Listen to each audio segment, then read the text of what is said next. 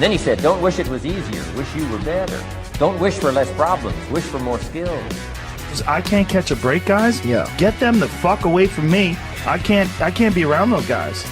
People think, oh, well, cleaning your room, that's just a cliche. It's like, yeah, really, eh? Just go ahead and try it. If people had any idea how powerful sleep is for healing from anything, and the fact that it's free. My mind is absolutely bulletproof, solid as a rock. Podcast. Welcome to another episode of the Fight and Fit Show. In today's podcast, we are going to be talking about the book, The Four Agreements by Don Miguel Ruiz. Don Miguel Ruiz.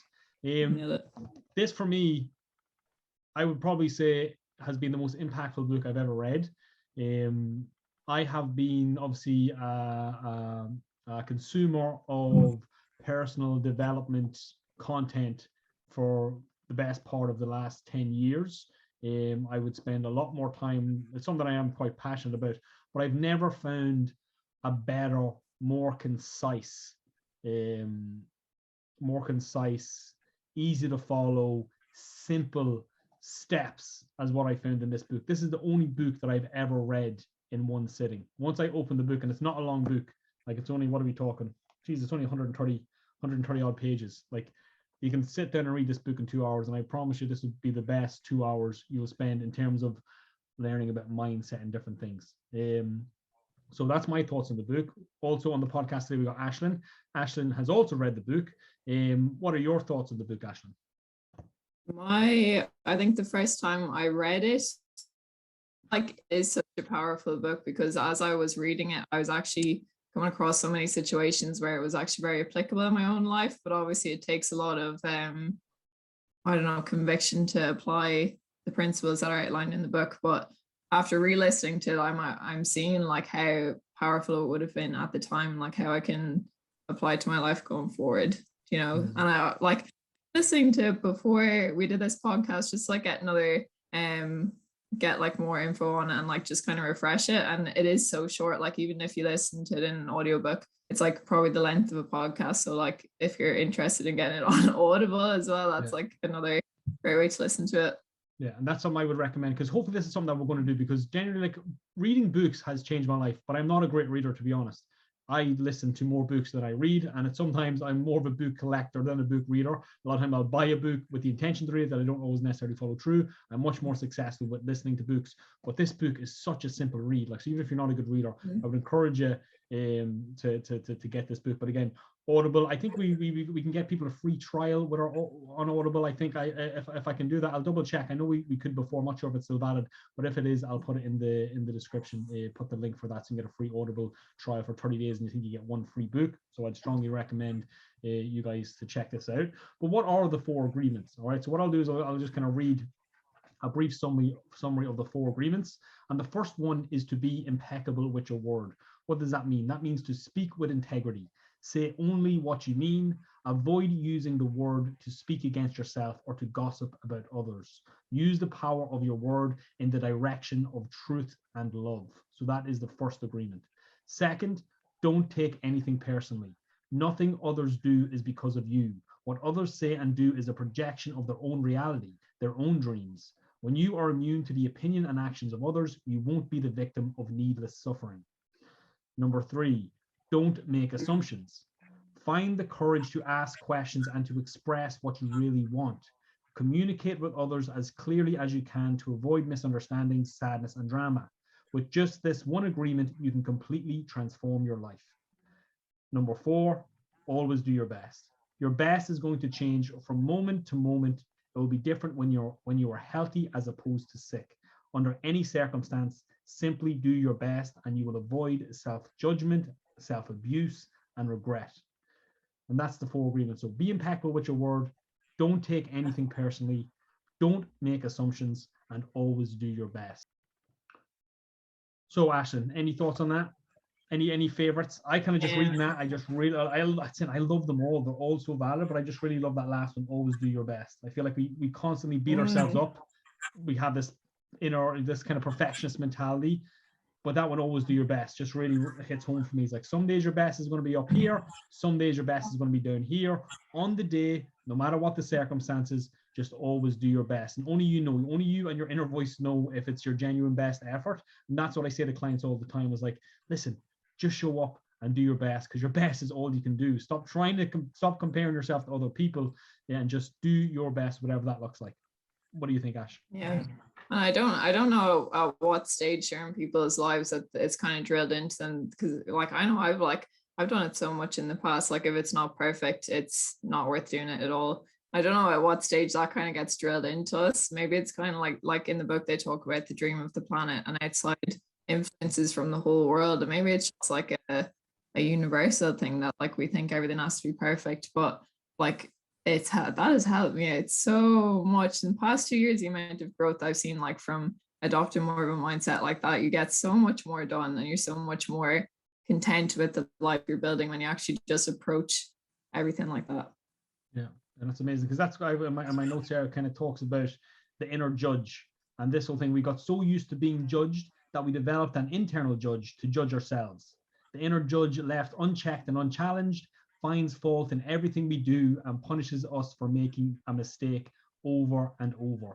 The inner judge causes us to live cautious lives and waste energy monitoring our every move. So we've got this inner critic that judges absolutely every single thing that we do. So the key thing is, like, to avoid that self-judgment, when you know you've done your best, you can't judge yourself, because you know you've done your best. This is the thing, like we act against ourselves so much.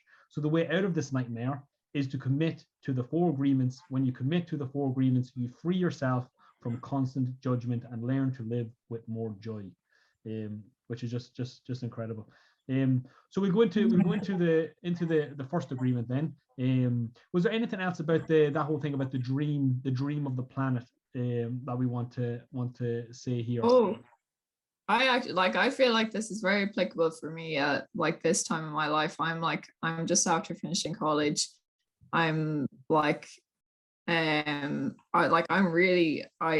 really took on like nearly the plans that the world had for me, like what I thought I was supposed to do after college, that kind of way. So I've been wrestling with that idea all year. I'm just like looking at what everyone else is doing. I'm like, oh my God, like what stage am I supposed to do this? And when is this supposed to happen? And how am I supposed to show up in my relationships and stuff like that? How am I supposed to make my life look to everyone else? And it's insanity. It literally drives you insane. So like, I don't know, I found that like re-listening to it now, I'm like, wow, I let that dictate my life so much in the past.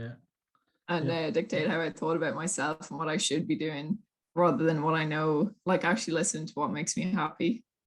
I think a lot of people let their lives be ruled by that as well. Like when I like look around at people, I'm like, oh, I wonder what they actually feel about how their life is going on the inside, because I know I have a lot of self-doubt about like a lot of things I do, and I'm like, I wonder how much of that everyone else carries, even though like they might be successful as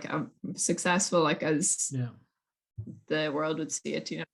Yeah, in terms of kind of, and usually, which usually just is money and status. Do they have a high level of status, and do they make a lot of money? But I think you're right, and even especially now, kind of after the whole COVID situation, we're kind of living through what people are calling the Great Resignation, where a lot of people are leaving their careers. They're leaving these careers because they had this path, the path that were given, the dream people were sold. And this is the introduction of the book. It kind of talks about the dream of the planet and how we're just we're told what's good and bad. We're told what we should be doing. We don't actually do these things for ourselves. We do them because this is how we were programmed. You know, go to school, go to college, get a job, you know, go on vacation once a year, buy a nice car, buy a nice house, have a family, get married and die. You know, this is kind of what people are taught to do. And this is why I love entrepreneurship, because entrepreneurship is, you know, it's like go out into the world, be your best self, and solve problems and help people. You know, that's kind of what I love. I believe if everyone was an entrepreneur, you know, a lot of the problems we have in the world would be solved. And it's great to see a lot of people, you know, leaving these careers that don't satisfy them, or don't feel that need for purpose and to feel like you're helping people. I feel like you really need to help people to be happy. Like if you focus on yourself and you're trying to be happy, you're never going to be happy. But if you make somebody else happy, it is the easiest way, I believe, and many other people believe, to make yourself happy. So I think that is so important. That whole concept of, like, what's that, like, where did these beliefs come from? Why do you believe that's the way your life has to go? Why do you believe that is the journey? Like, just asking these questions, like, and that's why, like, journaling and things can be so powerful, because there's so much stuff that we just do on automatic. Like, we're not really even thinking about it. We've started down a certain path, and we look back 2-3 years and like, how did I get here? How is this my career now? Like, I've never liked this job, or my relationships, or whatever it might be. It's so interesting to think, like, how we have been programmed by the world. And obviously there's a lot of talk about, like, propaganda and the media and all this different stuff, and it's so interesting, even as we move on to the first one now, to be impeccable with your word, like, just how powerful words are and have been, not just in the last couple of years, but I think especially in the last couple of years, but throughout the course of our entire life. Like, this is one of the ones, the Be Impeccable with your word is another one that I love. I really do love all of these agreements. They're all so powerful.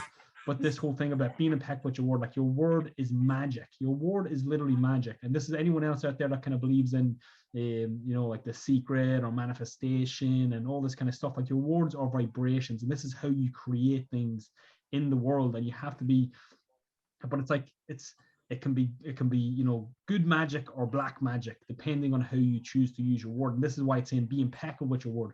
Don't speak without thinking about what you're going to say, because your words can be extremely powerful. So, and it gives the example in the book about the mother and the child. And this was one of the ones that I just had to read that page 2 or 3 times. I was thinking, wow, what a powerful story. And it was essentially the mother came home from work. She was, super stressed out, had a really tough week. Her little girl was singing and dancing and having loads of fun, but she wouldn't stop. She kept singing, mommy, listen to me singing, blah blah blah. The child was singing away, and all of a sudden, out of frustration, the mother shouts, would you just shut up singing and leave me alone? I don't want to hear you singing anymore. Just because the mother was stressed out. And then the mother didn't realize, but she had cast a spell on her own daughter, the person she loves more than anybody else in the world. And from that day forward, that child never sung again. And I just thought that was just really hit me. It was like, wow, imagine all of the times we've done that to the people that we love and to the people that we care about, but also to ourselves. Absolutely, yeah. And then that gets like carried on to like the next generation, until someone actually like learns about something like this and decides, oh my God, I have to make sure that does not happen. Yeah. I don't keep passing this on. So it's like, that's the thing, we are all programming and policing each other. It's not even that it like comes from a certain like place in the sky or something. It's like we're all doing it to each other. It's like we learned about it in college. It's like capillary power. So generally you have loads of capillaries in your body, like, and they're like a big network. It's like whatever power there is like at the top, it might not, it's like definitely not as powerful as like everyone down here like pointing fingers at each other and like telling each other what to, and making judgments on each other and stuff like that, because like it's very hard not to internalize all that. If you're not aware that you don't have to internalize, you can actually like just act out of like your own truth and like bring yourself forward. Yeah, I think awareness really is the first step with all of this, because a lot of the time we don't even question our thoughts. Most of the time a lot of our thoughts are automatic, and they just kind of come up because we've been programmed.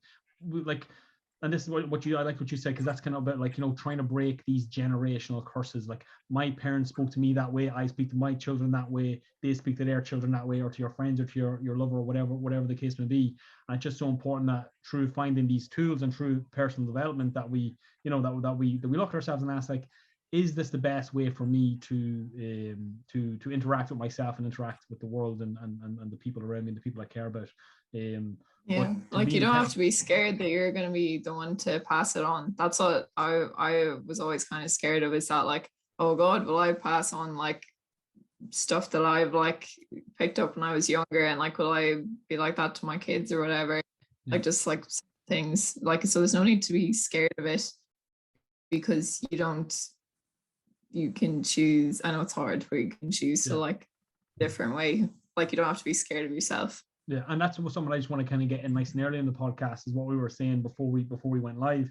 This whole thing, again, like when we're speaking about this, like, you know, it's not because, again, I want to just put it out there that I do not have mastery over these principles. I try and follow these principles and all of this stuff as much as I possibly can. I'm just trying to share things that I found were super impactful in my life. I'm by no means an expert.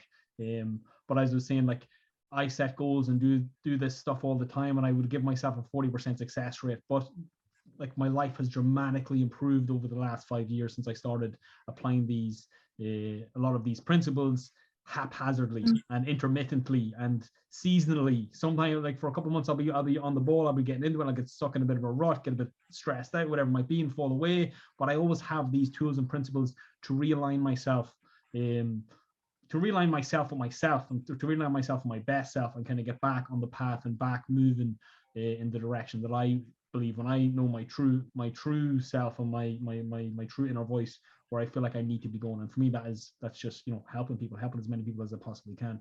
You know, so with that said, I'm going to read out a couple of the notes that I have on being impeccable with your word, and kind of what does this mean and where does it come from. So the word impeccable comes from the Latin word im and peccatus, which means without sin. The biggest sin you can commit, author Don Miguel Ruiz says, is self-rejection, or to speak against yourself. When you repeatedly judge yourself for making a mistake and think, I'm a screw up, I'm an idiot, you're engaging in the mortal sin of self-rejection. So that's kind of, this, it really is all about that, how you speak to yourself, this kind of negative self-talk, positive self-talk. When you agree to be impeccable with your word, you agree to stop repeating words that make you feel worse. Berating yourself distracts from taking corrective action. It's like retaking an exam and having someone behind you saying, you know, you screwed up last time, right? Why did you screw up? Merely the intention to stop using words to harm yourself and others. Then at the end of each day, reflect upon the quality of the words you said to yourself and to others. Imagine every word you said to yourself and others was broadcast to every phone in the world for every person to hear. Ask yourself, did my words uplift people, or did they depress people? You know, so am I lifting people up with my words? Are my words having a positive effect on the world, or am I having a negative effect on my words? Because again, don't be dismissive of this stuff. Like, your words are extremely powerful. We constantly give ourselves, you know, like a reputation to live down to, and we kind of see it a lot as coaches and with clients, people who constantly put themselves down. You know, always take a negative frame on things, always cast themselves in the worst possible light, never give themselves a break, don't have empathy for themselves and their situation, you know, and just, I think we only recognize it so well, I only recognize it so clearly because I remember being there myself for so long, and I'm just like, oh my god, I can feel that very deeply, like, and it could only be just like a small statement they say about themselves, but I'm just like, oh, we're going to pull you out of that as quick as possible. When you get out of it, you're just like, I just want them to be out of it as well, because you just know how bad it is. Because it's a vicious cycle, it's a vicious circle into. But again, the other side of the coin is when you get into the habit, and I think practically a gratitude journal is the best tool for this, where you start to speak, like, to big yourself up, to become your own biggest fan, to never speak against yourself, to always speak in alignment with your best self, or your true self, or whatever that is for you. You know, I remember, like, when I was boxing, when I was a teenager, I just remember, like, I literally had such negative internal dialogue. Like, I used to literally get sick before boxing matches when I was a child, like literally 11, 12, 13 years of age, because I would literally be so concerned about, like, you know, I'd be judging myself, that I train hard enough, I'd be worried about, like, what he looks like, he looks really good. And, you know, and then when I got a little bit older and I learned about this stuff, I had then, like, you know, little things, you know, I'm smart, I'm fast, I'm strong, I cannot be defeated, I am a champion, I'm strong. And again, just these little things that would empower myself. And I was like night and day. Like, my experience was completely different, but it all stemmed from the internal dialogue that I had. It was not serving me. That's kind of like a good question to ask. Like, are the actions, behaviors, thoughts that you're having, are they serving you? Are they moving you in the direction that you want to go? You probably want to first off become aware of what your thoughts and actions actually are, because a lot of the time we're really unconscious to the things that we're doing. Again, journaling, gratitude journals, all the stuff can just help shine a light on that. But you know, I just find like this mental dialogue, or this kind of mental battle we have with ourselves, is the most important thing. And then secondarily, how we speak to others, the people we love, the people we care about. Because, you know, imagine, like, you don't want to be the person that casts the curses, say, somebody that you love by by using black magic. Because again, this is what they say in the book. It's kind of, the book is kind of quite spiritual in a sense, and you know, it's really like your word has power. And like, there's things like, you know, there's power in prayer. Your word is extremely powerful. So be impeccable with it. Do not use it willy-nilly. You know, speak with purpose and speak with intent. And you know, what is it that Jordan Peterson says? I can't think, but he, you know, get your thoughts together. You know, like, don't speak willy-nilly. Basically, is the easiest way for me to say it. So anyone I think I was just thinking that, like, as well, not to underestimate how hard that is to put into practice. Like, even when I'm listening to you talk about it, it's like I'm like feeling very convinced by it, but still, when I was listening to the book, I was like, okay, that's nice, but I don't think I could do it. You know, like, like, you don't. I think it's important to realize the weight of it, like how important it is, and like how like legitimate it is at the same time. Like how much like, I don't know if you feel resistance to it as well, but I definitely feel a lot of resistance to it, because I'm just like, oh, well, what's the point of having all my thoughts positive during the day? No one's going to notice. You know, like, it's like that sounds exhausting, like trying to police all my thoughts, but it's like, try as much as you can to like catch yourself and like spin it and be like, wow, that's not how I want to talk to myself or other people. Like, just to know that, like, start somewhere. Yeah, that's what I'm saying. That was my point earlier on. It's like, you don't have to get it right. Like, honestly, if you just have, just again, like a gratitude, like a ritual of gratitude in the morning, take your time to maybe think about, to focus your mind on, like, what do I have to be grateful for today, and let that be the starting place. And then that will hopefully then snowball, and you get a compounding effect from that. And then before you know it, but it's not necessarily about, I think, you know, judging yourself or kind of having to have positive thoughts. I think it's just trying not to have negative thoughts. You know, I think it's like just trying not to, that thing, just try not to have self-judgment, try not to speak against yourself, try not to speak against yourself. You need to be your number one biggest fan. You need to have empathy for yourself. You need to give yourself the benefit of the doubt. And, you know, maybe you made a mistake, but it's like, you know, we all make mistakes. You know what I'm saying? There's this whole thing, try not to beat yourself about the same thing over and over again. It's like, listen, if you've done something wrong, you need to learn the lesson. Like, you need to, you know, there needs to be a level of accountability there, but there's no point in doing it. So you'd have made a mistake 5 years ago, you know, you've probably beat yourself up about that hundreds and hundreds of times. It's like, that is not serving you. That is you know, self-flagellation. Like, that, you're just beating yourself up again and again and again. So, you know, like, yeah, I would say, like, because the default setting in the mind for me just seems to be negative. Like, if I'm not taking personal power, if I'm not trying to have positive thoughts, like, it's just negativity. It's just negative seems to be my default. It's like, I will automatically cast myself in the worst possible light until I take the time and I'm a little proactive and say, actually, no, this is the frame I'm choosing to take in the story. This is how I'm going to communicate that event to myself. And hopefully, again, try and shine myself in the best possible light. And if I did make any mistakes, acknowledge the mistakes, and then hopefully try and apply them lessons, you know, going forward. Because again, going back to point number 4, all you can do is your best. Like, you're what are we going to do? Like literally beat ourselves up for the rest of our lives? Probably not the best way to go about things. Yeah. And then so we'll move on to agreement number 2. And agreement number 2 is, again, even probably a little bit harder. And this is, don't take anything personally. Okay, so I'll read my notes here first, and then we'll dive into our thoughts. So first thing first, when someone insults you, imagine that person is full of poison, and their words are poison projected at you. If you take their insults personally, you will ingest their poison. If you eat their poison, you will feel like a victim and find it hard to think clearly. Stop feeling like a victim by remembering that nothing anyone does is personal. Even if someone takes out a gun and shoots you, it's not personal. They shot you because of who they are, not because of who you are. Choose to see someone's actions as a reflection of their pain and suffering. Instead of thinking, why me, think, poor them. You can be compassionate and still seek justice. If a person shoots you, ensure they go to prison, but do so for the greater good. This person is dangerous to themselves and to others, and not to seek revenge. You can seek justice without being outraged and hating the person who wronged you. By not taking anything personally, you will never feel like a victim. And if you never feel like a victim, you never put yourself in a vulnerable state where the inner judge can thrive and keep you down. I think that is very powerful, that you will never feel like a victim, because I know there's a lot of talk online about, again, this victim mentality. Everything is everybody else's fault. But again, if we're not taking things personally, I feel like we take away the other person's power to hurt us, because I don't take it personally, because again, I feel sorry for you, because you've got so much poison and you've got so much spite and so much hate inside of you.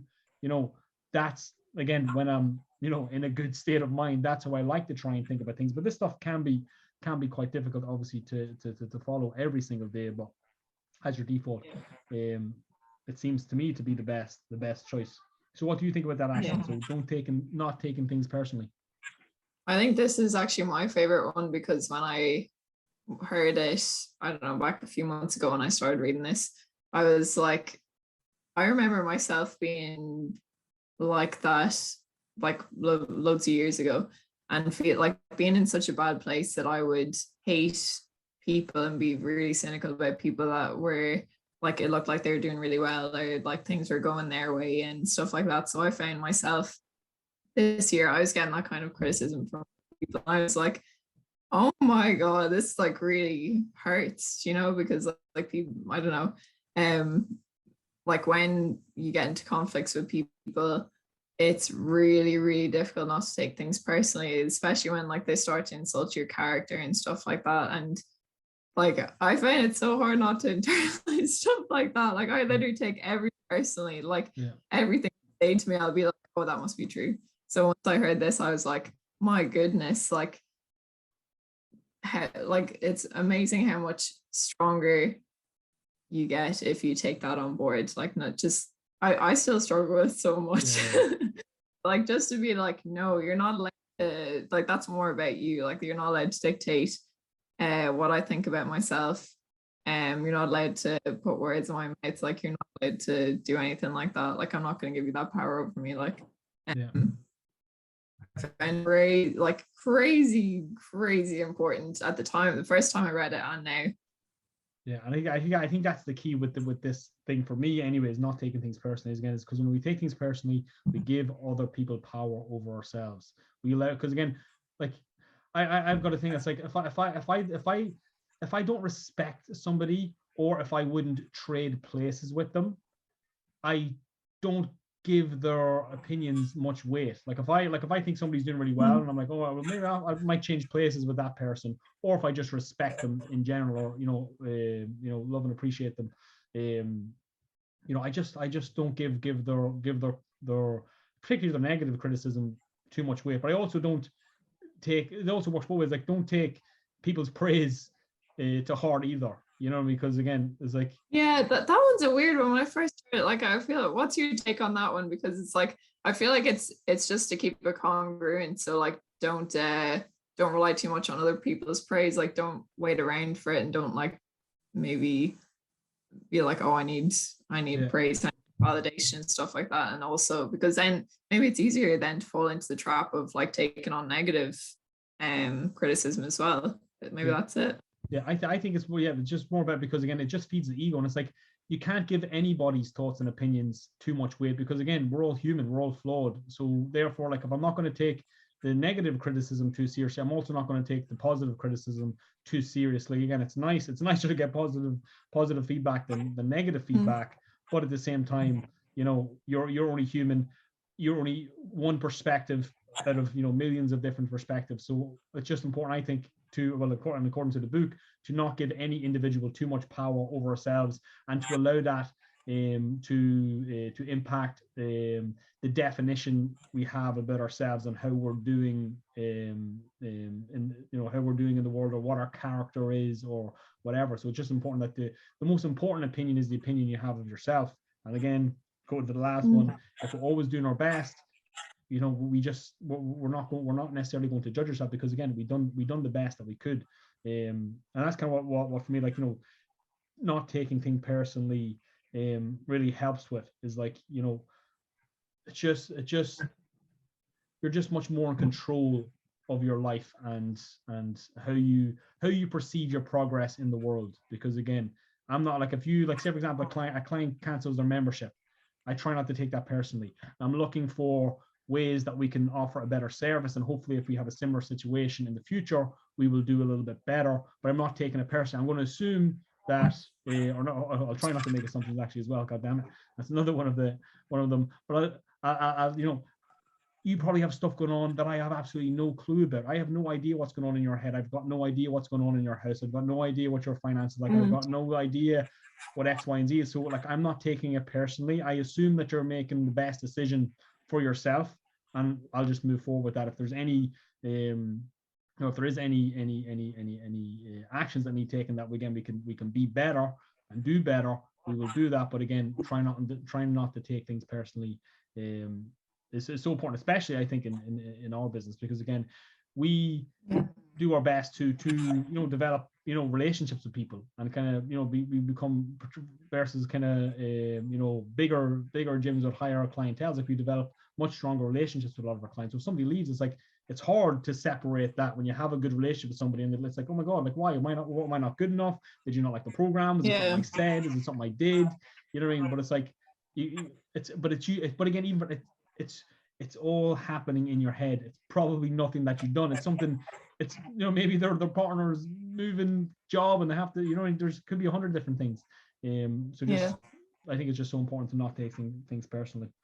Something that I found, it really called me out, because I do a lot of things in my life. I'm motivated to make people like me and to please people, so I'm a people pleaser. I was oh no, that one got me. So I was like, wow, what would I do if I wasn't trying to, if I didn't care about, I don't know, upsetting people as much or causing conflict or something like that? Like, what if it didn't even come into my head, and I actually just did what I want for myself, and I had my own best interests at heart, and I didn't actually take anyone's opinions personally of what I should be doing. Exactly. That's it. Yeah, that's amazing. That's it. And if we all had that mindset in the sense that, like, the most important person that we're concerned about pleasing is ourselves. We're like, that's what I'm saying. We gotta put ourselves first, because again, this is where people suffer. People suffer inside their minds. So if we're not content inside, it doesn't matter what's happening outside. We'll never be happy. We'll never be satisfied. We'll never feel fulfilled, because again, we are at the mercy of other people and their opinions. And again, like, most people really are just seem to be, to me, just living life in automatic mode. Not a lot of people are trying to do the work. And again, I know maybe people might, I think, judge people to an extent. Maybe this is just me projecting, but people who are trying to live a better life, or who do they think you are, kind of doing this and doing that or whatever. But it is what it is. Like, all you can do is your best. And I feel like it's just better to try and take control of your life than living life in this automatic, unconscious state. When you don't have your own dreams and your own visions, you will just adopt the dream of the planet, and you'll be given a script to follow. And that, I feel like, that is no way to live. Yeah. So guys, we'll move on to agreement number 3. So this one is, don't make assumptions. Same here. I'll read my wee notes and then we'll have a discussion. So if you were to routinely make assumptions, you will experience countless interpersonal conflicts. When I had a roommate after college, I assumed it was okay to leave dishes in the sink. I assumed wrong. If I had clarified the house rules, I could have avoided several fights with my roommate. When you assume you are wrong, the inner judge has reason to scold you. Keep the inner judge silent by never making assumptions. When you have an ounce of doubt, clarify. So don't be making assumptions about people. So that's like someone, if anyone has ever lived with anybody, like we've lived in some questionable shared houses over the years, and like, just because people make assumptions about someone, they're just not cleaning up after themselves because they're a dickhead, or because they just want to piss me off today. They're just trying. I already told them to do that. We don't give people the benefit of that and say, like, maybe they were really busy at work. Maybe they just didn't have the time. Maybe they didn't think we take things, again, it's almost like a combination of kind of taking things personally, but making assumptions about why they took them actions and behaviors. So I think like this one is really kind of correlates nicely with the don't take things personally one. Also, don't make assumptions about other people and why they've acted in a certain way, and always get clarification. Like, don't make assumptions about why somebody is doing something. Yeah, what really stands out to me is that like it feels good to like be bitchy and like to like like I don't know, the worst of someone, because I guess if you judge yourself so much, which I catch myself doing a lot, I myself judging others a lot, and it's only something that I've realized like quite recently.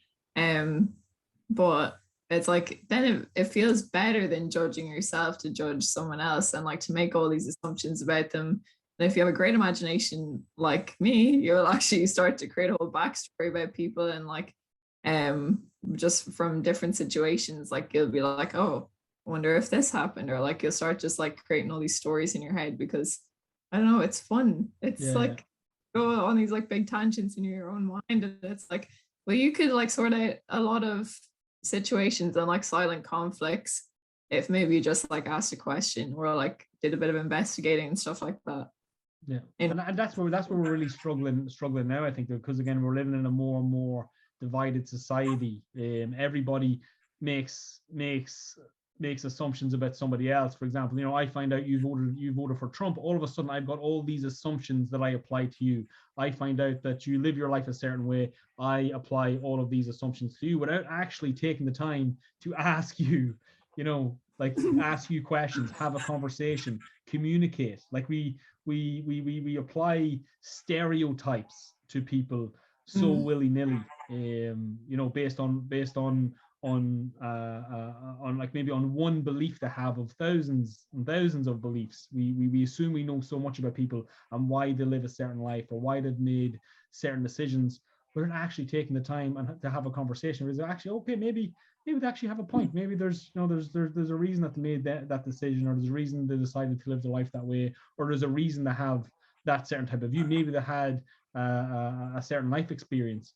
And if you knew that, you would have more empathy for them instead of having maybe what seems today like more hate towards people that we disagree with, becoming less and less tolerant because we're making the assumptions that, usually it's all this kind of right-wing stuff. It's like, that you're racist, misogynist, sexist if you have, if you believe in freedom, which is, is crazy. And we're seeing it kind of play out right now, like, the trucker convoy over in Canada, especially people on both sides of the political aisle. I think there's no room left for middle ground in politics, it seems, and people kind of have to pick a team and kind of go with it, which is, I think, is an awful way to go about things. But yeah, so in terms of kind of not making assumptions about other people, have you found any particular scenarios in your life where you did make an assumption about somebody and then you maybe got shocked when you found out the truth behind their story or their situation? Can I maybe just like check in myself, like say if I see someone, maybe if there's someone in my life that's kind of like acting out, or like they're just like behaving in a way that's like, I'm just like, oh, that's not right, like they can't do that and everything like that. And that's not like optimal or whatever. Like it's like I don't know, I kind of, well, I need other people to remind me to do this, because I'd be like going like, oh, they did this, and then like the other person would be like, oh, well, maybe like you should take this into account, like they, like, that this has happened to them, that they have this kind of history and past and everything. And it's like just have a bit more compassion for them, because everyone is only doing their best with what they have. Yeah. So I've definitely had a lot of moments like that, I think. Yeah, for me, it's like the typical story about, like, you know, like, say, like, maybe like drug addicts and alcoholics and people like that. And it's like, but once you learn their story and get to understand their upbringing and the things that they've been through, it's much easier to empathize with them and their situation, and you understand more why they are the way they are when you actually know their story. You stop making assumptions and say because they're lazy, or because they don't care about themselves, or because they don't care about their family, or whatever it is. When you take away all them assumptions, you have to ask the questions. You have to get to the truth of why they are the way they are. And I just think it's so important to actually have a conversation with somebody. If you're going to judge someone to that extent, you must ask the questions like, why did you do that? Like, you know, somebody wrongs you, why did you do that to me? You know, first off, we're taking it personally, because again, it's more to do with them than it is with us. But actually ask the question, because maybe, again, most people are selfish and they're acting in their own self-interest, and they're not really concerned about you. And again, it's like, and fair enough, like that. If we adopted a frame of mind like that's just the way the world is, we'd leave ourselves less vulnerable to the will and the actions of others when it comes to, you know, us living the life that we want to live. This is my whole thing with mindset. Is like, I want to adopt as many beliefs as possible that empower me as much as possible, and give other people less power to influence my life in a way that I don't want it to go. And that's what all this stuff is, by taking things personally and making assumptions. And, you know, I feel like you just give away your personal power to other people, and it's just not conducive to a happy life and just doing the things that you want to do. Yeah, because you've probably seen like the amount of energy and like belief it takes to like build a business. Like, you don't want much, like you can't even take people's opinions into account when, like, say if someone was like, oh, that seems like it'd be very difficult, like a very difficult undertaking, like, are you sure you're not going to be overworked and everything if you do that? Like, maybe it's not worth it. Like, maybe like it doesn't seem like that safe. Like you've seen that yourself, because you've literally had to build a business. Yeah. And it's like it's an uncommon path, and it is hard. And again, because a lot of people will tell you everybody's parents always want them to choose the safe path. It all comes. This is the thing, actually. It's like the road to hell was paved with good intentions. All of these people who usually, that's what I'm saying, the whole thing with the mother, it was the mother of the child who cursed her and made it so that she never sung again. Usually it's the people that love and care for us, and that's why we give their opinion so much weight. It usually comes from a place of love. And this is what I'm saying, even with the whole COVID situation and the lockdowns, people's intentions were good, but when you look at the numbers, like the amount of damage we done, and the amount of when it comes to, you know, mental health and the economy, people's finances and employment status, you know, the waiting list for the hospitals, the mistreatments, you know, like we've done so much damage, but our intentions were good. And this is that whole saying, the road to hell is paved with good intentions. We mean well, and most of the time the people around us who want to give us advice mean well, but usually, you know, only we know what's best for ourselves, I think. You know, that's what, like, our intuition is quite strong usually. Yeah, I get weird vibes if people are being like overly nice or overly positive or anything like that, instead of like actually tackling the situation that needs to be tackled, you know, because I've just seen like way more positive progress, and it's been something that I have to get used to. It's like way more positive progress from like conflict and actually working things out, and like just getting in like deep into issues, instead of, I don't know, just going along with things and being like, oh, it's gonna be okay. Yeah. It's fine, just think positive, you know what I mean? And even for me, the one that gets me, and this is a little bit of a tangent, is especially when it comes to the whole mental health crisis. And I do think a lot of it comes down to personality types, and I'm just a different personality type. I just really do want to, like, you know, I want practical things that I can do to help me in my situation. And again, maybe I could maybe be more empathetic and better listener or and different things. But this whole conversation, like, you know, like if you're struggling with your mental health, you know, just, you know, reach out and speak to someone. You know, and reach out and talk to somebody. I'm like, I just wish like people gave people much more practical advice and things that they could do to actually improve their mental health. Because if you speak to your best friend, and again, your best friend might have the best intentions in all the world, but they probably do not have the right words to help you get out of the situation that you're in. That's why I like, like I just feel I'm just much more practically minded. I actually would genuinely love and appreciate if you told me what I could do to feel better. And, maybe that's going out for a walk. Maybe it's, there's many things that we can do, gratitude journals, exercise, nutrition. And if we looked at these things and realized these are actually at the core of for a lot of people, not everybody, but most people, I would say, if I had to hazard a guess, it's like it's down to the lifestyle that we're living. It's the lack of sleep, it's the lack of exercise, the lack of nutrition. This is why most people are suffering. But we need to have a look at our actions and behaviors and say, like, right, am I doing things that cultivate, again, a positive mindset? Because again, I just feel like, and this is why I don't identify with anxiety or depression and different things, because I kind of just believe that these are the default state. Like, life is suffering. Viktor Frankl's book, Man's Search for Meaning, life is suffering. Live a life that justifies the suffering. So I don't expect things to be good all the time. That's not my expectation, is not happiness. My expectation is suffering. Therefore, I'm proactively trying to cultivate more happiness, more positivity, more wealth, more freedom for myself and the people around me. So, I just wish we were much more practical in our advice for mental health, because people want these kind of mental health services. And it's like, what are you going to do? Go and talk to somebody for how? And again, fair enough. Yeah, talk to a therapist. Like, talking can be quite powerful if you're having the right conversation and you're asking the right questions. But so can a gym membership. So can exercise. So can good nutrition. And I just wish people empower themselves with these simple things that would, I feel, genuinely happen. It's only because I've seen at this stage over the last 5 to 7 years, I've genuinely seen a couple of hundred people, move out of a place of depression just through losing a bit of weight, eating a bit healthier, feeling more confident in themselves, and exercising regularly.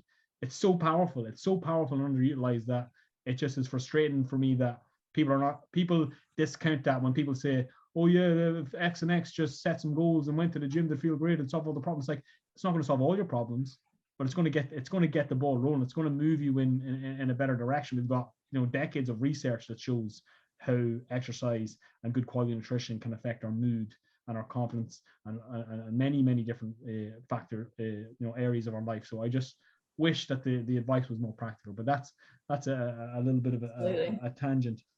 And you have any thoughts on that? I remember times in the past, like I've like attended a lot of counseling over the years. I was always stuck on like you go there for an hour. Like, thank God I was able to go.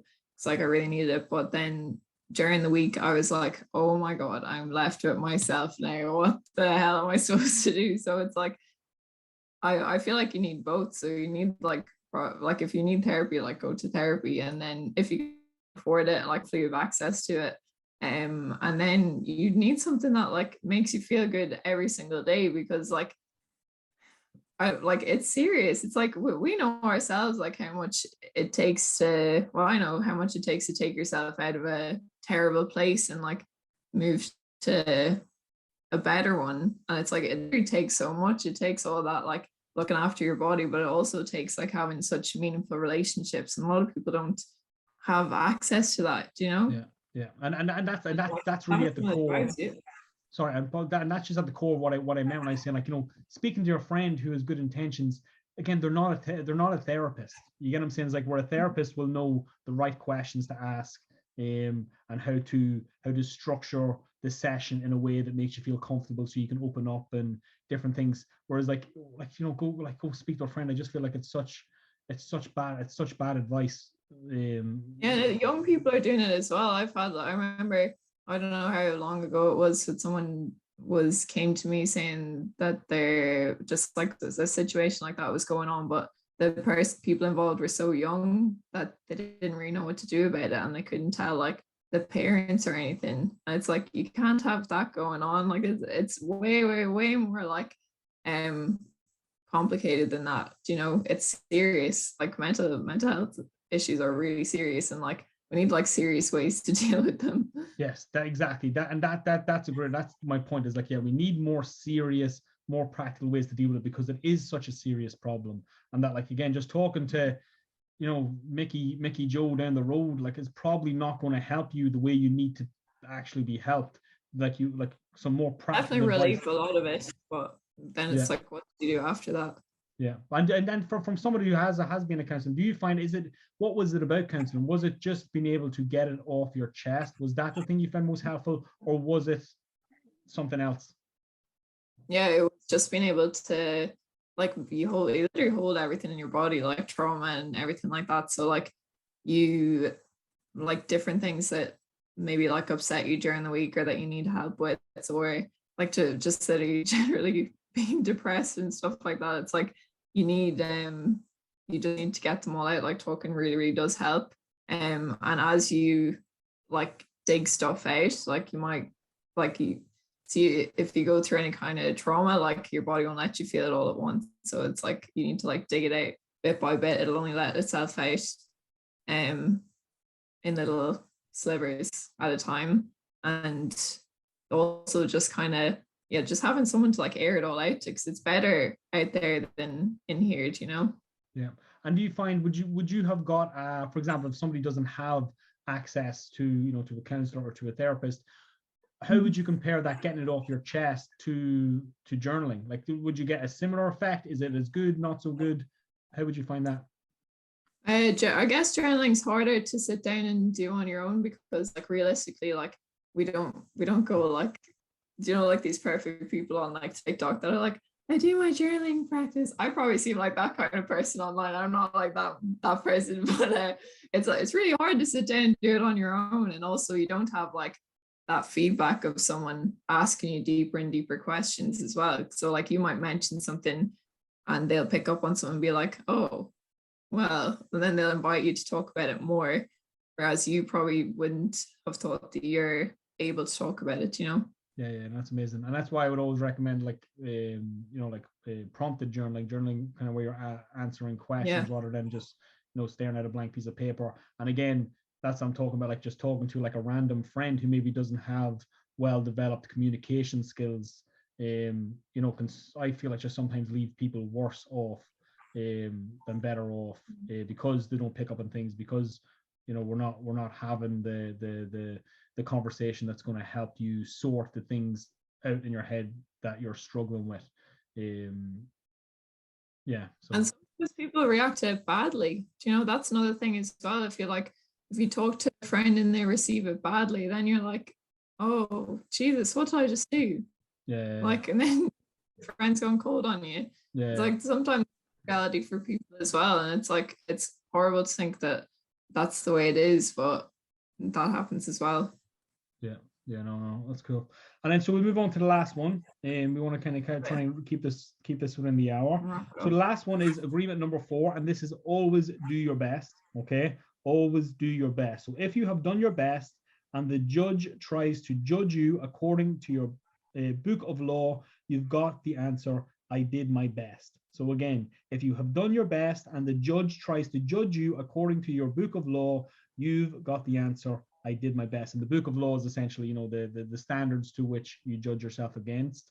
And that's what I'm saying, like, if you just know you've done your best, like, it's really so hard to judge yourself. If you know you gave your genuine best effort, like, it is really hard to judge yourself. I think this is such good advice for people, especially say a fighting fit. It's like, listen, show up, do your best. Listen, if you genuinely couldn't make it to the session because you weren't feeling up to it, fair enough. You will only feel guilty if you know you could have went and you decided not to. You know, you took the easy way out per se. You know, but if you're like, you know, and if you're not well, you're feeling too sore, it's like, you know best. But again, do your best, no less than your best, and no better than your best, just your best.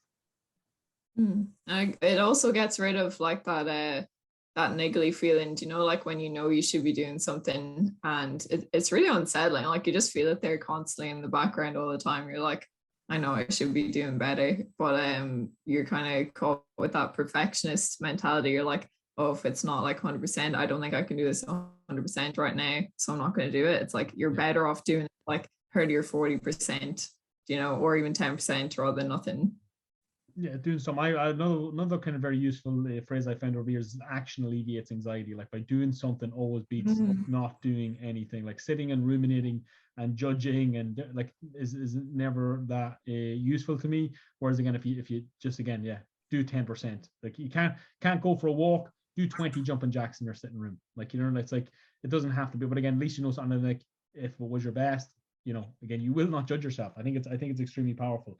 I got some more notes here. So think of times you walked away from a performance, not knowing if you had won or lost, but knowing deep down you did your best. Remember the peace you felt even after you failed to get the reward you expected, the job, the trophy, etc. You still felt no reason to judge yourself. Do your best by giving your full attention to an activity and not overexerting yourself. Many people believe that just to do their best, they need to go all out. But if you push yourself too hard, you will kill the joy you have for an activity and exhaust yourself, which will increase the time needed to reach your goal. Do your best by doing your best to enjoy the process. Forget about what you stand to gain or lose and just focus on getting better.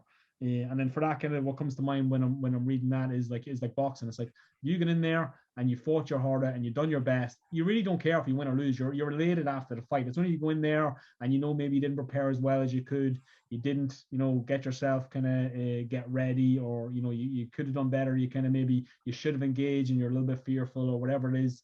You know, but once you do your best, I remember even like for my kind of comeback fight back in the day after I lost the weight. I think it was the semi-finals of the Leinsters. The guy that won it, I think eventually, the guy that beat me eventually won it.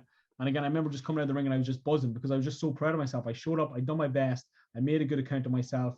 You know, I went in, it was a close fight, it was a split decision, could have went either way. And I was like, you know, fair enough. Like he was, you know, he'd won a title the year before, whatever. And I was like, you know, that was good. That was my best effort on the day, and I'm going to come back again next year and try and do a little bit better.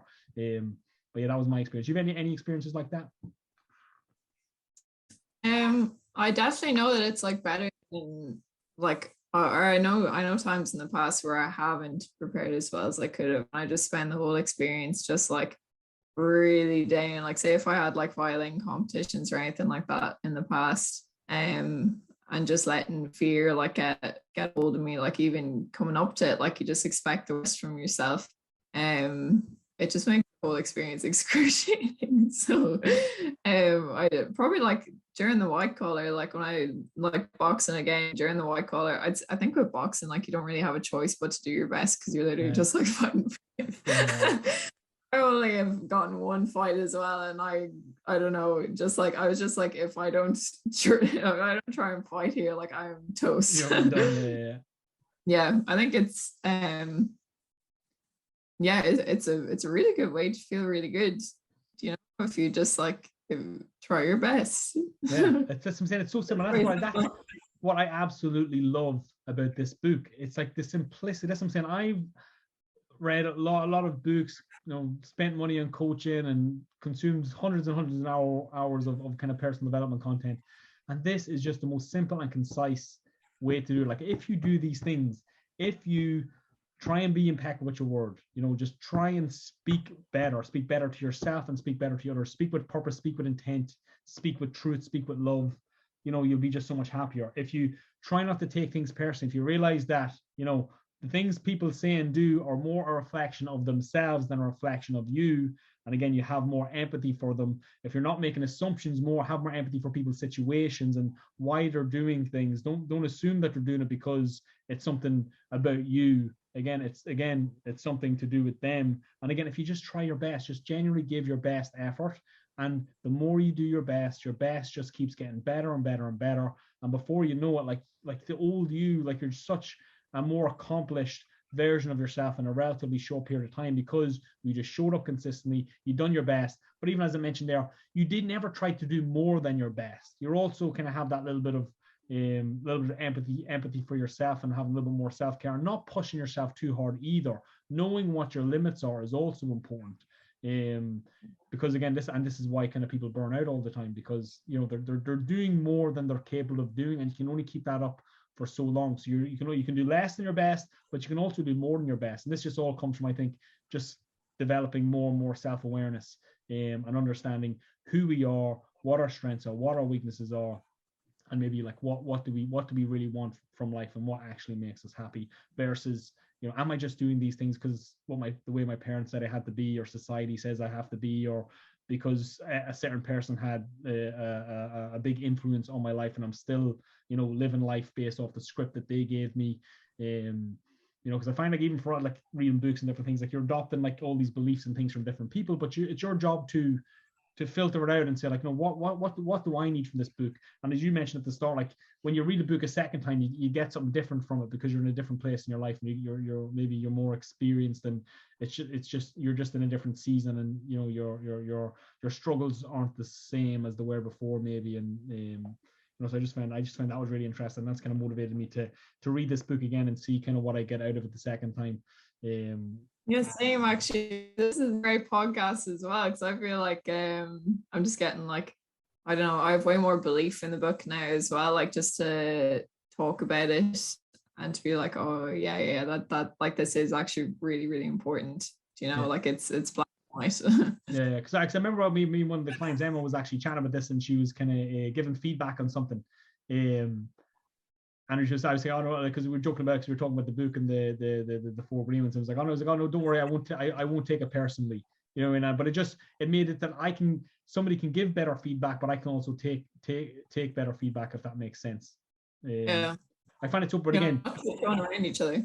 Yeah, but it's not all the time. That's what I'm saying. It's like all this stuff, personal development, is like you don't have to be perfect to see improvements. But I strongly recommend, this is an absolutely fantastic place to start. If anybody feels like the need, you know, if for anybody trapped in negative self-talk, I feel like this book is super, super empowering, and I would strongly recommend it. As you said, it's a relatively short read. I think it might have maybe taken me 3 hours to read it. It's probably even quicker to listen to it.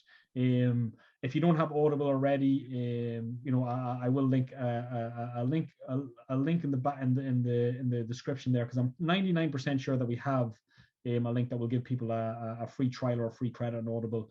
I'd strongly recommend. This is a great place to start. And if anybody has any thoughts on any other books that we want to that you want us to kind of maybe do a podcast on, do a review on, hear our thoughts on it, because again, we'd love to chat to any members maybe that have read this book, or hopefully read it because of this podcast over the next couple of weeks and months.